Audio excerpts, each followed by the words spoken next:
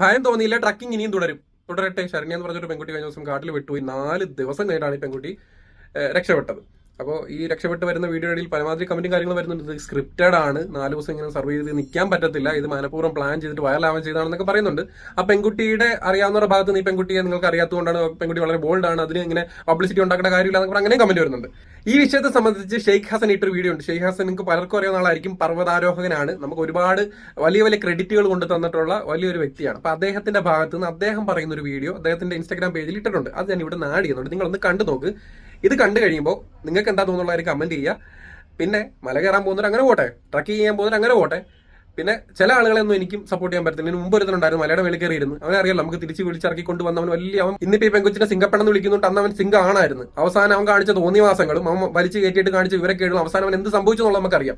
ആ വിഷയത്തിലേക്ക് ഒന്നും ഞാൻ പോകുന്നില്ല. അപ്പൊ ഈ ഷെയ്ഖ് ഹസൻ ഇട്ട വീഡിയോയുടെ ചെറിയൊരു ഭാഗം ഞാനിവിടെ ആഡ് ചെയ്യുന്നുണ്ട്, കണ്ടോ.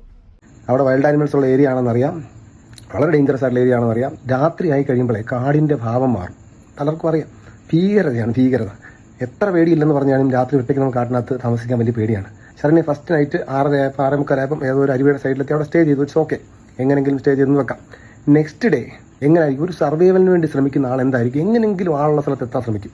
സൗണ്ട് വെച്ചിട്ടോ നേരത്തെ പോയ വഴി കണ്ടുപിടിച്ചിട്ടോ. ശരണ്യ പറഞ്ഞ ഉത്തരവുണ്ട്, എനിക്ക് കാലുവേദനയായിരുന്നു, അതുകൊണ്ട് ആ ദിവസവും ഞാൻ അവിടെ റെസ്റ്റ് ചെയ്തു. ഇത് സുഖവാസ കേന്ദ്രമല്ല, കൊടുങ്കാടാണ്. അപ്പോൾ അവിടെ റെസ്റ്റ് ചെയ്തു ശരണ്യ. നെക്സ്റ്റ് ഡേ ഡ്രോൺ വരുമോ എന്ന് നോക്കിയിരുന്നെന്ന്. ആ ദിവസവും പുള്ളിക്കാരി അവിടെ സ്റ്റേ ചെയ്തെന്നാണ് പറയുന്നത്, കൊടുങ്കാടിനകത്ത്. 3-ാമത്തെ ദിവസം പോകാൻ ശ്രമിച്ചപ്പോൾ മഴ പെയ്തു പോലും, ഡ്രസ്സൊക്കെ വെറ്റായിരുന്നു. അതുകൊണ്ട് പുള്ളിക്കാരി അവിടെ സ്റ്റേ ചെയ്തു. 4-ാമത്തെ ദിവസമാണ് നമുക്ക് കണ്ടെത്താൻ സാധിച്ചത്. ഒരിക്കലും ഒരു സർവൈവൽ ചെയ്യാൻ ശ്രമിക്കുന്ന ഒരാളുടെ മൈൻഡ് സെറ്റ് അല്ല ശരണ്യയ്ക്ക്. അതിനകത്ത് എന്തൊക്കെയോ മിസ്സിംഗ് ഡോട്ട്സ് ഉണ്ട്, അത് നമ്മൾ കണ്ടെത്തണം. കണ്ടെത്തിയില്ലെങ്കിലും കുഴപ്പമൊന്നുമില്ല, കാരണം പറയാൻ ഒരാൾക്ക് താല്പര്യമില്ലേ നമുക്ക് പറയിക്കാനൊന്നും അതിൻ്റെ ആവശ്യമില്ല. ഓരോരുത്തരുടെ പേഴ്സണൽ റീസൺസ് ആണ്. പക്ഷേ ഇത് കണ്ടിരിക്കുന്ന എല്ലാവരും മണ്ടന്മാരാവരുത്.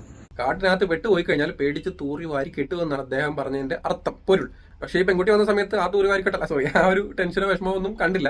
ഇതിപ്പോ ചക്ക വീണ് മുയലി എത്തുമെന്ന് പറയുന്ന പോലെ നമ്മളറിയാലോ, മറ്റേ ശിക്കാരി ശംഭുവിന്റെ അവസ്ഥ പറഞ്ഞ പോലെ എന്തോ കാര്യത്തിൽ ആരോടെ പിണങ്ങി അടപ്പം ഇരിക്കുകയും ചെയ്ത് കുറച്ച് ദിവസം പെടുകയും ചെയ്ത് തിരിച്ചു വന്നപ്പോൾ ലാഭമായില്ലോ എന്ന് പറയുന്ന ഒരു അവസ്ഥയായതുപോലെ എനിക്ക് തോന്നൽ മാത്രമാണ്. ഇവിടെ പട്ടിണി കിടക്കുന്ന നിരാഹാരം കിടക്കുന്നത് വളരെ അറിയാം. 4 ദിവസം കഴിഞ്ഞവർ കോലം അങ്ങനെ അവിടെ ബുദ്ധിമുട്ട് എങ്ങനെ ആവും നമുക്കറിയാം.